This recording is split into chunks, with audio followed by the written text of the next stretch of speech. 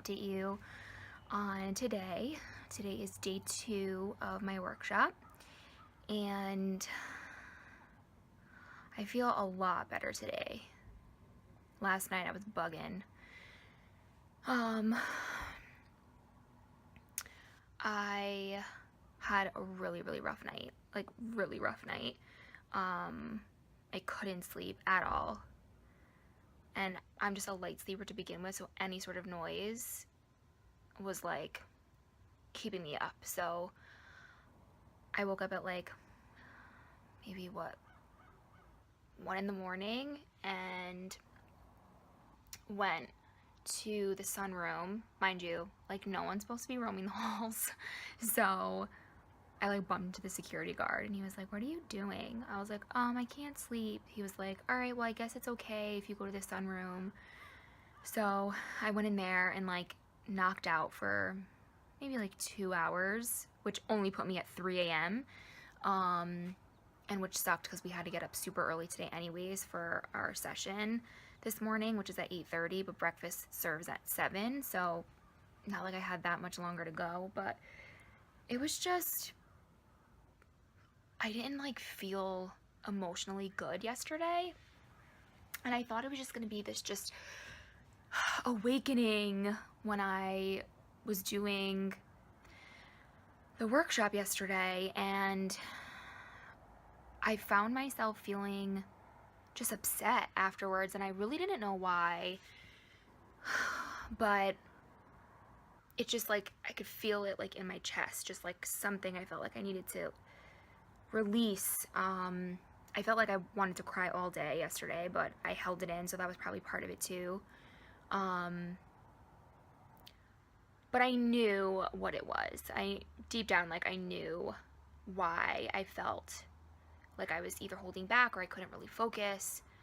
I'll keep it very brief, but I had gotten into a really big argument with someone, I won't name names, a couple days before coming here, and it was an explosive argument.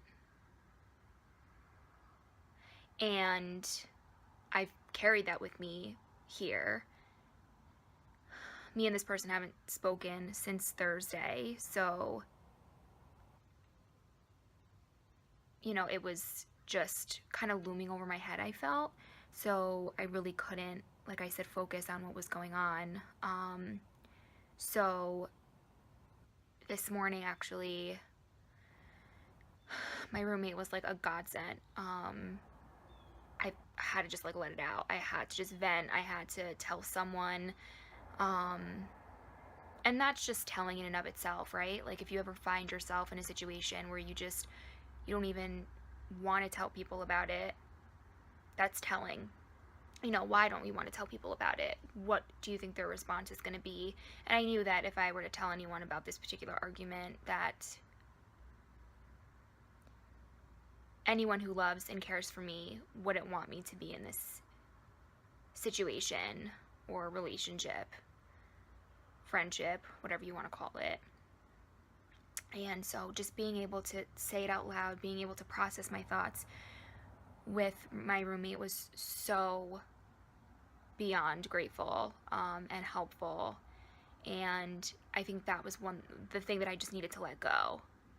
And I think once I was able to kind of let that go, I was way more focused in the session today, and I allowed myself to connect with my emotions. And we actually did this visualization exercise where you basically visualize when the most recent time was that you used food as a way to cope with something. And of course, the argument had come up in my mind, and I just allowed myself to cry. I didn't realize how bad I needed that. And there's so many, I can really just go into it very much in depth and in detail, which I'm not really sure if that's not sure if that's something that you even want to hear. But, you know, it's just these beliefs and these messages that we're getting at a young age from just the external world, from our environment, from the things that we see, from the things that we experience that carry on throughout our adulthood and throughout our lives, and you don't even realize it until it's right in your face and someone just takes the time to just say what's going on for you and let's process that, or just to hear you out. And I mean, I felt like I got more out of my one conversation with my roommate this morning than I have in a really, really long time, even in like a few sessions of therapy. And not saying that that's not, helpful, because it can be, but I just realized for myself these relationship patterns that I get myself into and where that stems from my experience growing up and the relationships I've seen, the relationships that I've experienced on my own personally. And it's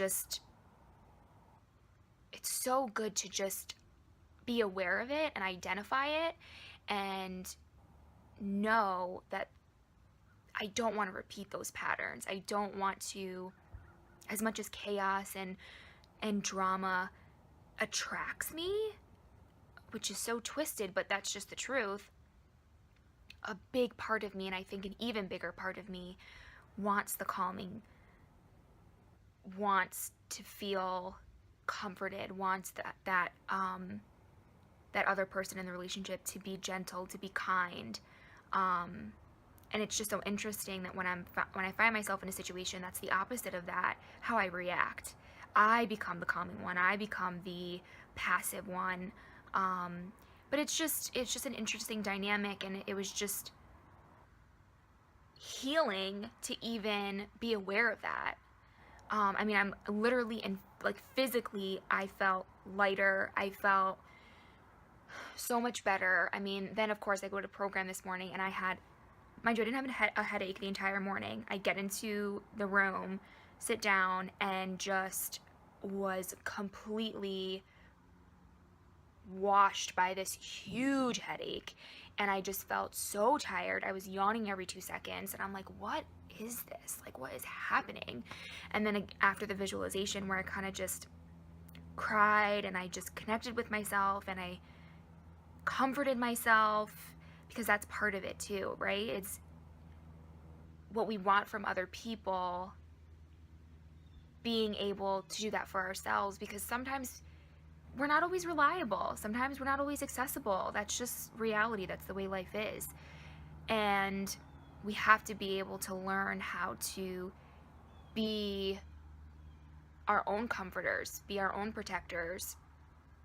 And it just felt good to do that. And instantly after that visualization exercise, my headache was completely gone. I had like a boost of energy. It was really, really bizarre. And it was just really powerful. The session was just really, really powerful. And I felt way more in the present moment. And I just realized more and more, but I think being here in this environment, it forces me to remind myself that I am worth loving, that I am worth taking care of, that I'm worth taking care of myself. And one of the things that my roommate had actually said to me this morning that I think will always kind of resonate with me, and hopefully if she ever watches this video, she'll really get to see and hear that I'm so grateful for even this little nugget of wisdom. I like many other people, have such a fear of failure. And I think that's also a part of why sometimes I'm in these just really unhealthy relationships. And even in those unhealthy relationships, I don't want to fail. I want to salvage it. I want to do whatever I need to do to make it work. Even if I know that this person should not be in my life, even if I know that this person, is unhealthy within themselves, that really, wouldn't pose too much of a benefit for me. And it's that failure that I fear, because then what does that say about me? And she just basically said, allow yourself to fail. Not that you're even failing, because I had told her this particular situation about this argument, and she's like, not that you're even failing in this situation by any means. You're actually just taking care of yourself and you're protecting yourself. But it's okay to fail. Like, that's where you learn more about yourself, and that's where you grow, and those are the opportunities where you can look inside of yourself and learn about who you are and do things different if that's how you choose it to be. You know, if you're unsatisfied with how things are going, that opens up a door for you to take a step back and look at the overall picture and make changes that need to be made. So thank you so much, if you're watching, roommate, for that. And I will always remember that statement because it was such a freeing statement.